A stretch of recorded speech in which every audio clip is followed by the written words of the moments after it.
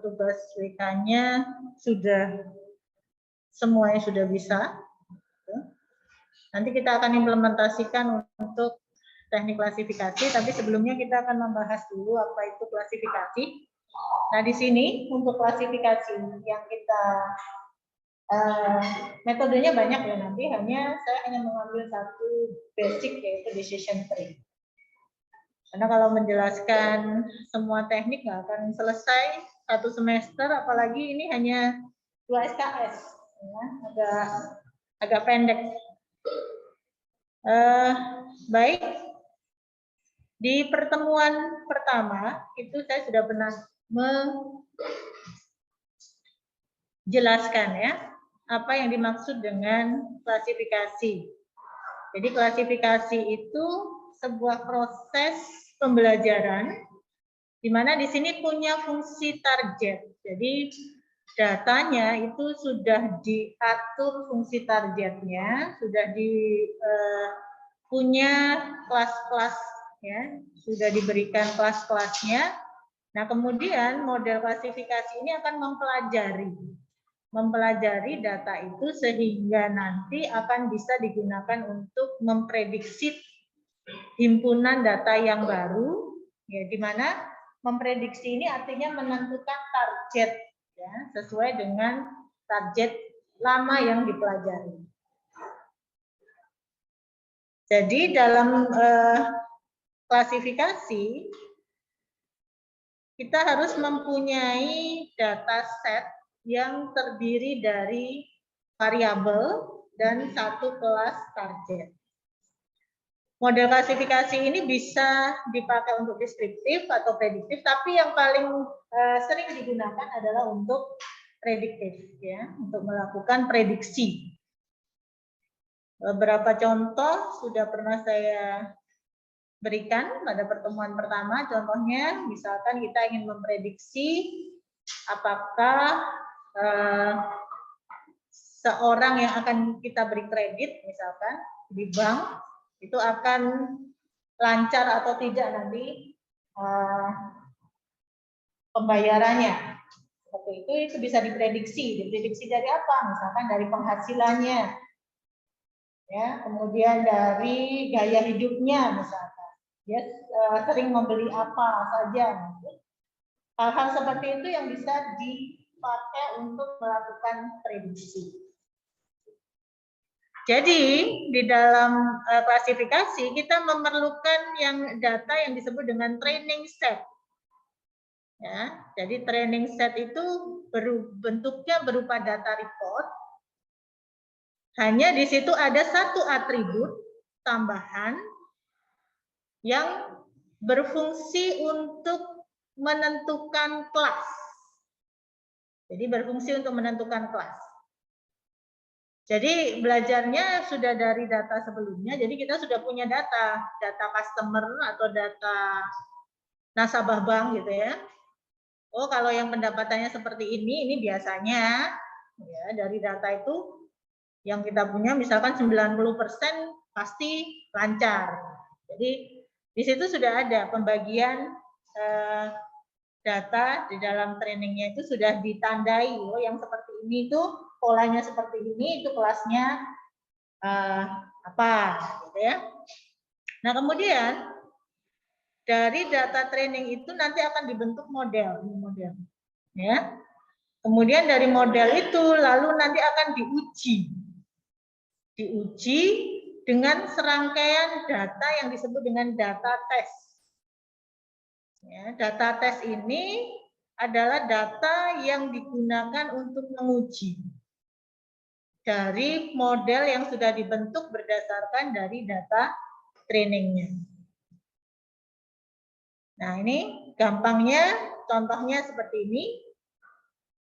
Ya, jadi kita punya data customer misalkan, di mana ini seperti contoh yang sebelumnya, data customer ini dibagi menjadi dua kelompok, yaitu data customer yang, ini customer bank ya, yang lancar pembayarannya dan yang curang pembayarannya. Ini yang kelas no ini berarti yang lancar. sedangkan yang yes ini yang curang. Misalkan seperti itu. Di mana data ini diperoleh dari data nasabah yang mereka miliki. Ya, jadi mereka kan pasti punya data-data nasabah yang lancar. Biasanya ada yang pernah punya kartu kredit tidak? Nah, kalau di tagihan itu biasanya ada kayak label gitu. Lancar, ya. Tidak lancar itu ada labelnya. Jadi kalau ada di tagihannya itu ada. Jadi kalau pembayaran kita rutin sesuai dengan sebelum apa namanya itu deadline itu apa kalau di jatuh tempo, nah itu maka kita akan didefinisikan lancar, gitu ya. Nah itu sudah punya dia datanya, dan pasti bank itu juga punya data penghasilannya berapa, dia tinggalnya di mana, kan? Kemudian pekerjaannya apa, ya.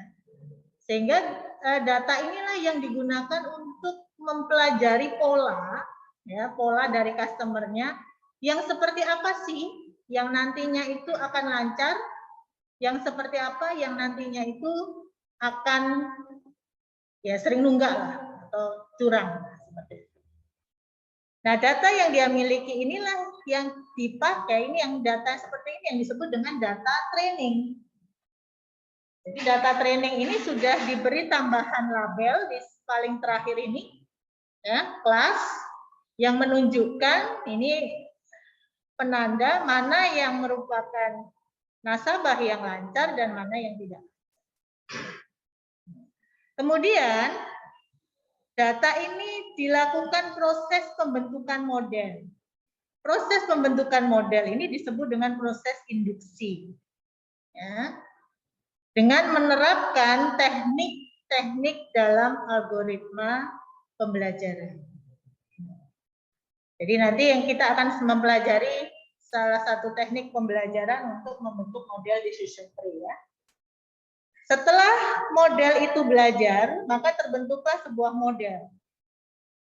Nah, model ini yang kemudian digunakan untuk melakukan prediksi. Nah, ini yang disebut dengan data tes. Data tes ini adalah data baru yang tidak ada di sini, yang bukan merupakan bagian dari data training, digunakan untuk memprediksi, menguji dari model yang sudah diberikan tadi.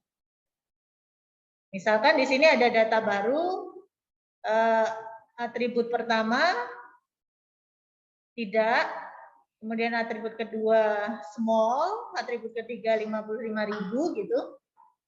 Nah, yang seperti ini masuk kelas apa? Apakah curang atau tidak curang misalnya? Nah, jadi seperti ini. Nah, proses untuk mengaplikasikan model itu disebut dengan proses deduksi, kebalikan dari induksi. Jadi induksi itu proses pembentukan modelnya, model terbentuk, di-apply, diterapkan, itu namanya prosesnya, namanya proses deduksi. Oke ya. Nah ini contohnya banyak, nah, salah satunya bisa untuk memprediksi transaksi kartu kredit, kemudian juga bisa memprediksi kalau dalam image processing, itu juga bisa digunakan untuk memprediksi, jadi ada gambar sel gitu ya. Nah, sel itu bisa diprediksi, dikenali apakah dia merupakan sel yang tumor yang jinak atau ganas. Jadi tergantung datanya ya. Jadi bisa digunakan untuk berbagai macam hal di sini. Contohnya juga sudah pernah saya jelaskan di pertemuan yang pertama. Nah, hanya di sini ada kelemahan ya dari klasifikasi, bahwa dia hanya bisa ya digunakan untuk memprediksi atau menggambarkan dataset dengan tipe biner atau nominal. Makanya kemarin kenapa saya meminta kalian mempelajari tipe-tipe atribut, karena ini ya. Jadi ada tipe-tipe atribut tertentu yang memang cocoknya hanya untuk ini. Nah, kalau mau digunakan berarti nanti ada proses pra-proses dulu yang kita sebut dengan proses transformasi tadi. Ya, harus ada proses pra-proses. Jadi nggak bisa langsung dipakai. Jadi harus ada penyesuaian-penyesuaian. Teknik ini kurang efektif, bisa tapi kurang efektif, ya, digunakan untuk tipe data ordinal. Intinya klasifikasi ini hanya bisa digunakan untuk kategorikal atau kualitatif. Kan ada dua kan? Kualitatif itu ordinal dan nominal. Yang paling cocok adalah untuk yang nominal. Ordinal bisa, tapi dia tidak efektif. Karena di sini teknik ini tidak mempertimbangkan secara implisit urutan. Kalau ordinal kan ada urutan. Nah, nanti pada saat kita mempelajari decision tree, itu ada teknik untuk mengakomodir yang ordinal. Jadi ada bagaimana special case, ya. Jadi ada teknik-teknik khusus kalau kita menemui data yang tipenya ordinal. Tapi secara umum tidak efektif. Bisa diakali tapi tidak efektif. Nanti kalau untuk kelas data yang tipenya kuantitatif pun bisa diakali. Bisa, ada yang bisa diakali, tapi tidak langsung gitu maksudnya. Jadi kalau intinya, kalau mau langsung pakai, ya harus tipenya nominal tadi.